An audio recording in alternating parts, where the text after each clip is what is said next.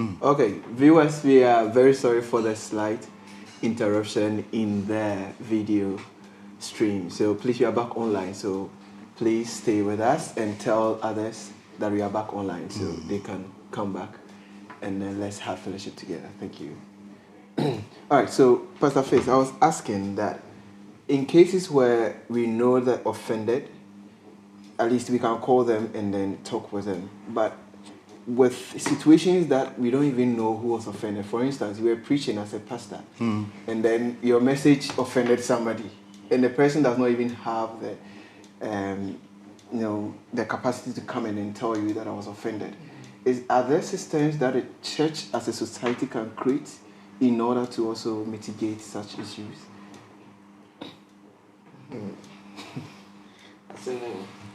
You should have just asked them. Yeah, I think we can take a look at Ephesians chapter 4, verses 2 and 3. Let's look at Ephesians 4.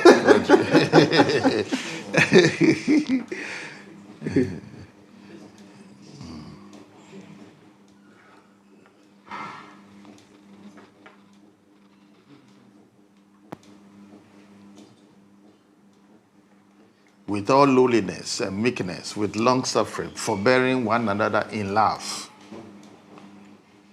endeavoring to keep the unity of the Spirit in the bond of peace.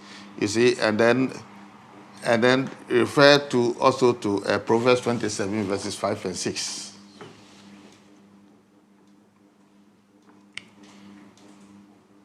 That one is a tough one. Open rebuke is better than secret love. And faithful are the wounds of a friend, but the kisses of an enemy are deceitful. Oh. Now ask your question again. So that in essence, such people are better off if they approach whoever offended them and then discuss issue. Yes, they should. It's better they approach, because an open rebuke is better than secret love. So, and the Bible talks about even offense, the way we should go about offense when somebody is offended, especially even in the church. That one is in Matthew 18. That well-known verse. Yes, Matthew 18. I think verses 15 to 17. Okay. Moreover, if thy brother shall trespass against thee, go and tell him his faults between thee and him alone. If he shall hear thee, thou hast gained thy brother. But if he will not hear thee, then take with you one or two more, that in the mouth of 2 or 3 witnesses, every word may be established. Okay. And if he shall neglect to hear them, tell it unto the church. But if he neglect to hear the church, let him be unto thee as a hidden man and a publican. So first thing, you call him. The Bible says the open rebuke is better than secret love. You see, because we are in the body. So tell the person that this is it. State all the distance. If the person received you and accepted it, fine. Then we are brothers again. But in case the person disagreed vehemently and thought that, no, I don't see how you should be offended. I don't see how you should be offended. You can't even take a simple joke, Yes, some people may respond this way. You simple joke, you couldn't take it. Why, are you not a Christian? Some people can taunt you back. In case the person does that, take 1 or 2 people. If the person did that, you may probably take maybe somebody, 1 or 2 people who the person may respect. For the person to have talked back to you that way shows that the person has very little regard for you. Sure. So take 1 or 2 people that the person has respect for, and then go. Now, the idea is to establish evidence, evidence-based fact that this is what happened. This is the raw fact, And so it becomes an evidence against the person. Now, you who took the thing with some other witnesses, if you are wrong, those witnesses too will tell you. Okay, sure. So at this stage, it's like a court. Because once you've taken some other witnesses, those people too will be weighing the words of what you did, the circumstances under which those things were said. And if the circumstances under which those things were said show that, oh, they were legitimate jokes, just that the person didn't take it in the right spirit, those people they are spiritual, if they are spiritual or they are mature, they will be in a spirit of meekness. They will be able to address it that, oh, I think that this was just meant for us all to laugh. It wasn't meant to be an insult or to humiliate you or to stand, but all the same on his behalf, we are even sorry or something. You know, so those things could be ironed out here, at this stage, because in this small court.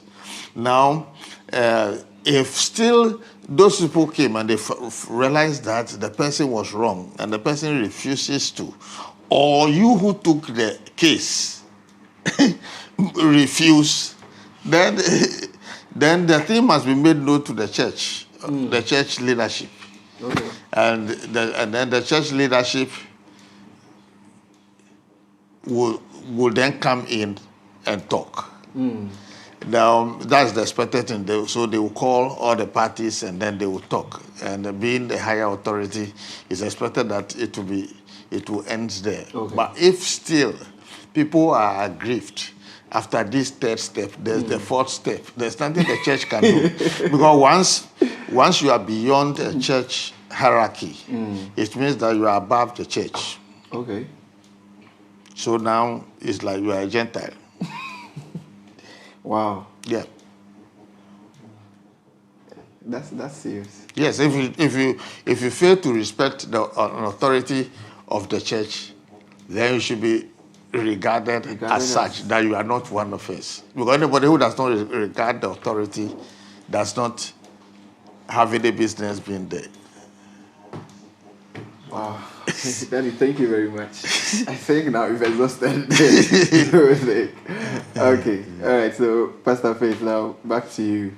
So, in Matthew, the 13:22, so he talks about the seed that found its way in the thorny ground, and then the curse of this world and the deceitfulness of riches. Can you enlighten us on what constitutes the curse of this world? And when we say deceitfulness of riches, what does the Bible really want to tell us? Say. Okay, so the Bible is trying to tell you that there are things in the world that we should not give heed to, or we should not give our affection to. Sometimes people overlook some of these things that what happens is that they pierce you. For instance, when talking about the deceitfulness of riches, let's go to 1 Timothy chapter 6, verse 10. 1 Timothy chapter 6, verse 10. 1 Timothy 6, verse 10. 10, please. Thank you. It says, "For the love of money is the root of all evil, which while some coveted after, they have erred from the faith and pierced themselves through with many sorrows." And so you see that there's a piercing, or there's a choking. When he mentions thorns and thistles, you are talking about plants that pierce. Yeah. So, or they choke. They will, they'll put you in an uncomfortable situation. Pierce themselves through with many, sorrows. And so sometimes we should be mindful of where our affection is. The whole scripture over there is talking about affection. Okay. I remember Daddy talked about John the book of John. It says, "Love not the world, nor the things that are in the world." And it says that the things that are in the world, the lust of the eye, the lust of the flesh, and then the pride of life. I just want to make it quick. Sure. And so the things that we see that attract us, and you see, the Bible talks about desire. Now, desire is desire is a good thing. Okay. Now, there are two types of desire. Now, there's regular desire, and then there is the lustful type of desire. Okay. Now, God gave man something called desire. It is what sets us on a quest to acquire certain things, or to achieve certain things. Okay. And so, for instance, to desire the gifts of the Spirit is a good thing. It's a good thing, definitely. It says that he that delights himself in the Lord, the Lord will grant him. I'm just paraphrasing. Sure. Him the desires of his heart. Okay. In other words, so the Lord is in the business of attempting to, grant us the desires of our hearts. However, when those desires become lusts, the difference between desire and lust is that they are the same thing. It is what is being desired that makes it lust. I see. Or what is being desired that makes it, a good, regular Christian human desire. And so desire in itself is a good thing. And God needs us to desire Him. It helps our quest to know Him better. Okay. And then desire is what spurs us on a good course. Okay. So that you want to see this happen, or you want to see this take place. And so those are some of the things that you look at. Okay. And then so desire in itself is a good thing, but it is what you are desiring that is what makes it. So, for instance, if you are desiring, if you desire your wife sexually, it's not a sin. Yeah, sure. But if you desire somebody else's wife sexually, okay, now that's wrong. Now, if you desire someone who is not married sexually, too, that's also wrong. So that's what So all these things are what we call lust. Okay. Lust. And so we need to be able to manage all these things. So is it the desiring wrongly that makes the thorns, like they turn as thorns and pierces? Yes. So it's the things that you desire, they become the things that, if you desire the wrong things, they will, they'll choke you out. I see. Or they will try to take you out. So there are people who have gone after money and all of, Daddy always says this, that he doesn't really trust people until they really have money. Because poverty can make people humble. Yeah, there's a humility that comes with poverty. Sometimes too, there's a pride in poverty. And so these are some of the things that we need to be mindful of. Okay. That until you can be trusted with something, we do not know the extent to which you can go. And so the issue is true. Now your affection for money. Mind you, money itself is not just paper. It is a spirit. There's a spirit that governs the exchange of money. Yeah, and it's emotional too. It's very emotional. There's a spirit that governs it, and when you love money, you are loving the spirit. It is called mammon. I see. That governs, these currency exchanges. And so your desire for money, you see, money is actually nothing, really. Money is just a representation of value, It's just a representation. So if someone says, this phone is 200 Ghana cedis, of course, an iPhone is more expensive than this phone. Yeah. And so we say this phone is 200 cedis. That is the value they have placed on the phone. There are different components. So they put a digitizer, they put a screen, somebody spend their time, manufacturing, designing the food, looking for the raw materials, melting them, creating software to put on the food. And so the value of all those components put together plus the profit that the retail person is what is money. So really money is actually nothing. You see, in about 4 million years ago, this statement would have just gone without, there was no even money. But today somebody said that nowadays when the moment you wake up, you start spending because you put on your lights. You probably would take your paste and you brush your teeth. There is all money. So you have to be earning whilst you are spending. So if we say that this same money we shouldn't desire or so there's nothing wrong with working with your own hands for money. But the Bible tells us that the Lord is desirous in the prosperity of his own saints. So these are some of the things that we can look at as Christians. These are some of the benefits that we get as believers.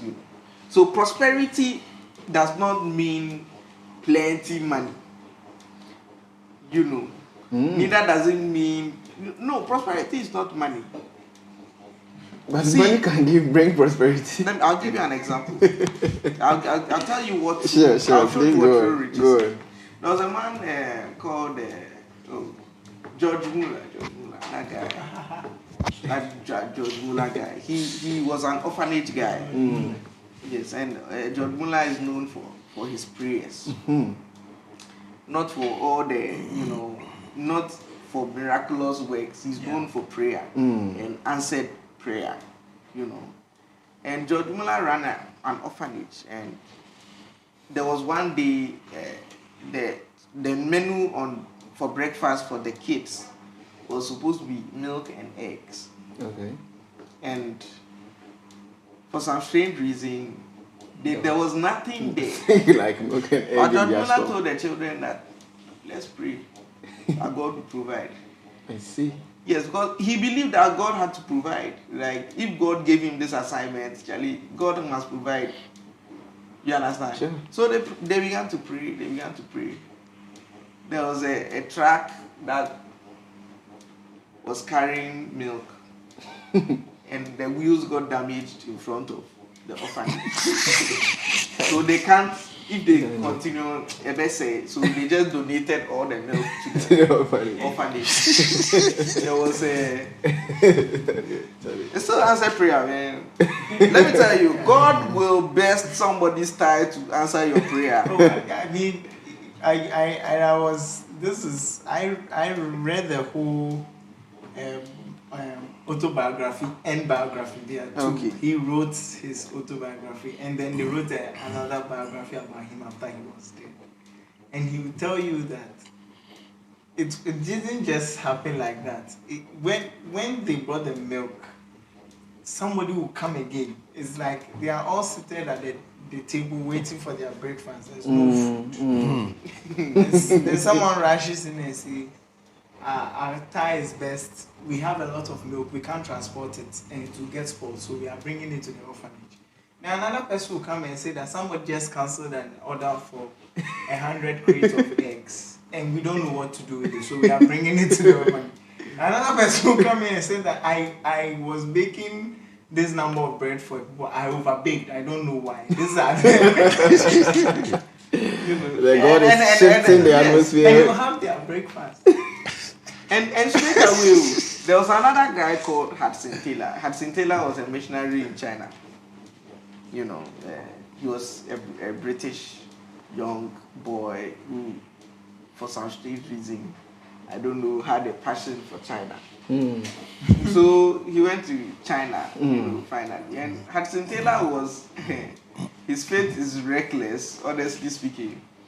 They were supposed, he and his co-missionaries, they were running to get a tree on one particular instance. They were running so that they could catch a tree to move. Meanwhile, Hudson Taylor did not have money for the tree. Yet they were running towards the tree. And do you know what happened? When they were getting there, ooh, and the train left, and he said, ooh, the train has left. So another train, it didn't keep too long, another train came back. When the other train came, somebody got down from the train, and I don't know how, but just gave Hudson Taylor money.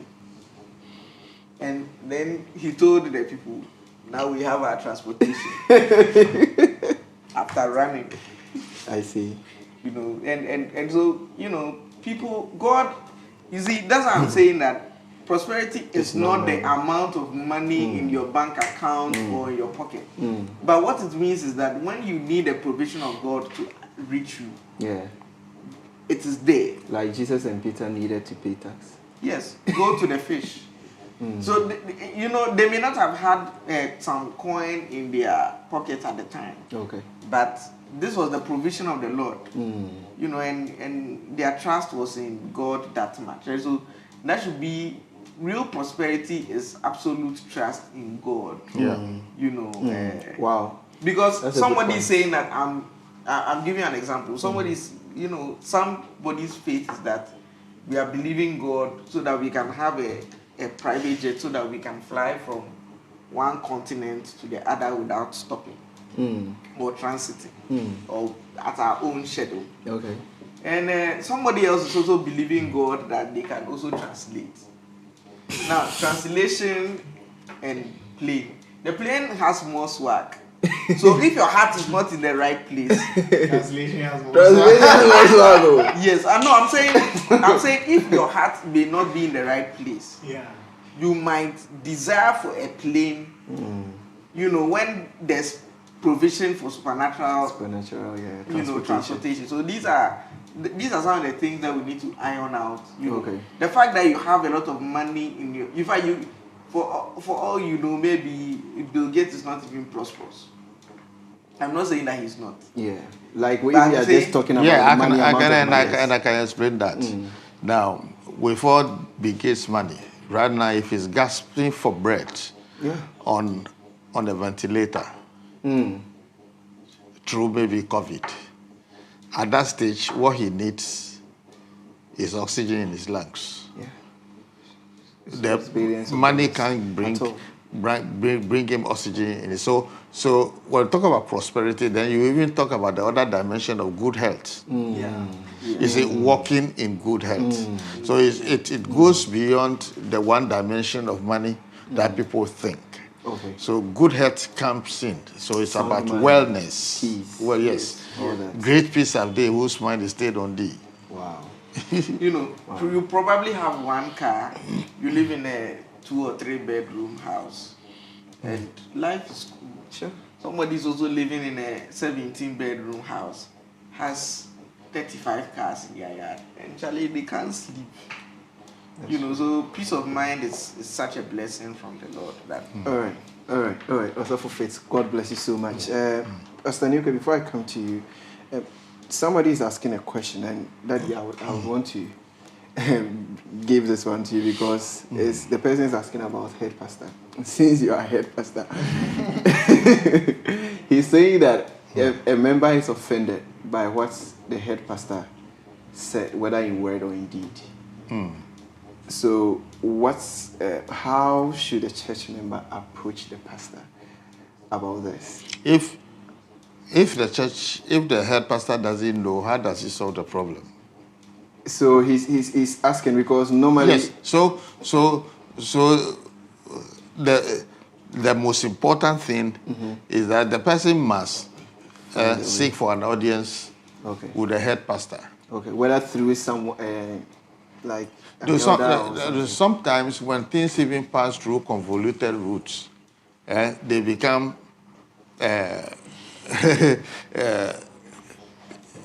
they become corrupted along the lines. Confront the issue directly. Because sometimes they pass through other routes, and when they pass through other routes, before you realize it has become a point of gossip. And it's spread all over the place, and then it's become messy, and it's out of control. Daddy, in our case, we are lucky to have someone like you who is open to receive anybody so far as we are available to see you.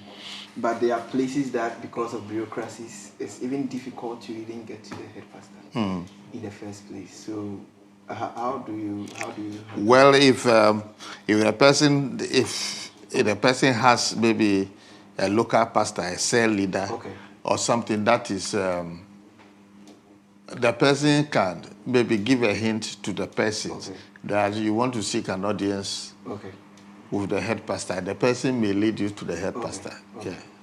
Thank you. And then the second question is from Sam Enim. Sam Enim says, desire and choice. He thinks that there is a thin line between the two of them. So he's saying that Reverend Fred Abo Sr., can you please comment on that? Desire and choice. The difference between desire and choice. Now, when we talk about choice is about will. That this is what you will to have. Okay. But when we talk about desire, desire has to do with something, a thing. But when we talk about choice has to do with will. Okay. Choice has to do with will. It's a bigger. It's a conscious decision you make. Yes. Like when they were in the Garden of Eden, they had to make a decision. Adam had to make a choice whether to obey God or to follow his wife, and he made a choice for his wife. Okay. Yeah. So that was purely choice. Yes, that one was choice. But our choices influenced by desire. But because at that stage in the garden, when he had to decide, it was not about desire. It was the wife who desired it. It was the wife who was in the deception. But Adam was not deceived. But can choices informed by desires? Yes, there's. For example, if you want to denominate it to basic things like food, and you are at home, and or you go to a restaurant, when you are in the restaurant and you have to make a choice between various meals, you may decide that, you want to eat Chinese or you want to eat Indian. Now, so in this instance, when it comes to such things, you have a choice. Somebody can say that my choice today, I'm choosing Indian instead of, let's say, Chinese. Right. Now, the reason why somebody may have gone to the restaurant just because he had a strong desire for so when it comes to that level, it's basically about English and grammar. So it's not about essence. Okay. So it's basically about English, because right now you are just choosing between two foods, and you could desire both, but one of them you have a stronger desire for something. So when you have a stronger desire, then we can say, so you choose this one. Then we will say that you made a choice for this. Yeah. Thank you very much, Daddy. All right, so I hope Sam Enim, you are okay with the answer. He also goes on to say that God moves in mysterious ways. Emmanuel Kabranoma says that real prosperity is absolute trust in God, quoting from Pastor Fett. And Sam Enim comes again and says that prosperity is sufficiency in God. God bless you so much for your comments. All right, so Pastor Nukwe, in about 3 minutes, can you tell us, if somebody, now Pastor Fitz has already told us the curse of the world and the deceitfulness, so what could be wrong if somebody decides to walk like an unbeliever? He comes to church all right, he says he's an unbeliever all right, but he's not too different from somebody in the world. What could be wrong?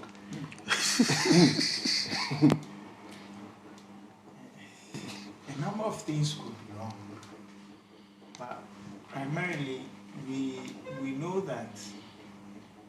So I'm a bit I'm a bit I'm trying to find a better way to address this issue, because we addressed a similar issue in school. Okay. And in my project essay, that's one fundamental issue that I had to address. So I'm not sure which angle to come from. But if you consider there are quite a number of ways. There are quite a number of reasons. Number one, there is this issue of alluding to Christian principles or images without necessarily being a Christian, because it is considered elitism. Okay. So we have, and that's a major challenge with Ghana. Mm-hmm. So we have 72% of Ghanaians saying they are Christians, and yet we have a very high corruption index in the country. So there's this disparity between people who profess, so they call them professing Christians.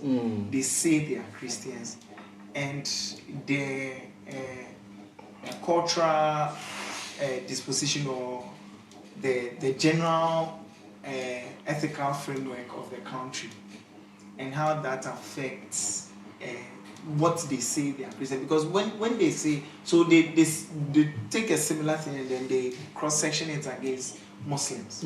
So you have about 15% of the population who say they are Muslims, and then they cross against Islamic values, and they see that there's a higher correlation than people who say they are Christians and then their ethical framework.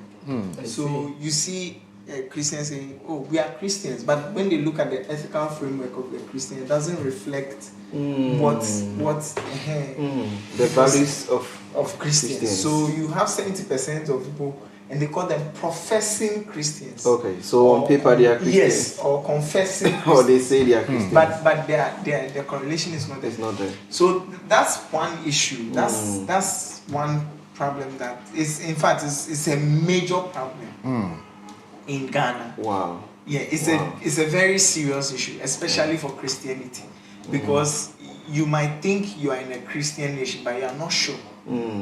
Or you might think you have majority of your population as Christians. Say, oh, we are Christians. Yeah. Right? You really are not sure if they really are Christians. Yes, and there are quite a number of issues. I mean, we have people who have churches who in fact, I would term it. You say professing Christian. I'll term it. They are cultural Christians. Cultural Christians. I think that even is a better. Yes. They are cultural. They act. Yeah. And they want to agree associate with. Yes, they want to associate with it. I remember one of our professors in his listening was stating that you have people who have gone to school, coming from a traditional background. They want to pray, and they feel that maybe to pray they need to do the most acceptable, let me say, more respectable form of prayer. So instead of pouring libations, they resort to Christian prayers. Because it's more acceptable, but it's not because they believe in Jesus Christ. Or probably, like you said initially, it's more elitist. Yes, it's more elitist, exactly. Yeah, but it shows that you've been to school. Exactly. That's a very serious issue. It's a very, very, very serious issue. Because you can't expect a graduate to be pouring libation. He would resort to Christian prayers, but he doesn't necessarily believe. Believe in. Okay. And he looks at all the religion and thinks Christian is more appropriate. Yeah, of course. And that's why you have 72% of your population as Christian, but you have 90% of them in the beer bars. So where's the cross section? That's a pathetic. but you find out that there's commonality of evil. There's commonality of evil even across all the various religious sects. Yeah. Even when you go among Muslims, you find someone who claims to be a Muslim. Okay. By, let's say, he lies, he's a liar, he's an armed robber or something, but he goes to pray. Yeah. Question is, but I know that the Muslim faith does not believe that you must be involved in armed robbery, Yes. or you must be a liar, No. or something. They don't acquiesce to such things. So you find out that evil is common. Yes. Very, very, very common. Yeah, it travels That's across. true. It travels across. The only problem here in this case in Ghana is that evil is more in amongst those who say that they are Christians. Yeah, because they are the majority. Because they are the majority. It becomes amplified. So up to now we really don't know the true percentage of Christians in Ghana. So that's a major problem in Ghana. But coming to church, there are quite a number of issues where these things will reflect. I for one will recommend this. I say that you must enforce a strong Christian culture. If there is a Christian culture in church, it will expose everybody who is not in the framework. Okay. And when everybody not in the framework is exposed, it makes it easier for you to know how to deal with each and everyone. Because if you are coming to church and you can come to church every Sunday, you are not doing anything, you are not part of the ministry, you are not bothered about your purpose, you are not, then what are you hearing? What is the pastor preaching? What is happening? What's the culture there? Because I've read and I know that there is no way somebody like that will be comfortable in a church where Spurgeon is preaching. I mean, honestly, we've had a lot of issues like that, even in Tehila, because a pastor will preach messages that will make you uncomfortable. Yes. That's if you're not in the right. And you say, I won't come again. So now we are seeing those who say they are Christians. And then we have to. So for me, honestly, it's very important the kind of culture you create and what you accept as the standard, because that then becomes the basis for which we begin to see where the problems. Otherwise, if you say, oh, everybody should just mix up and things like that, you might be running a pagan institution. Yeah. Calling it a church. Terrible.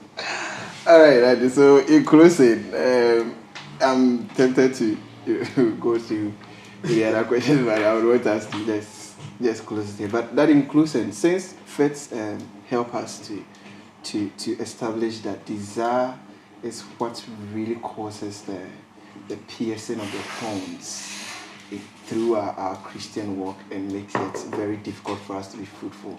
So in closing, what's your advice? How should we channel our emotion, our desires, the things that we focus on? Just one word. Love not the world, nor the things that are in the world. 1 John 2:15. Wow. Yeah.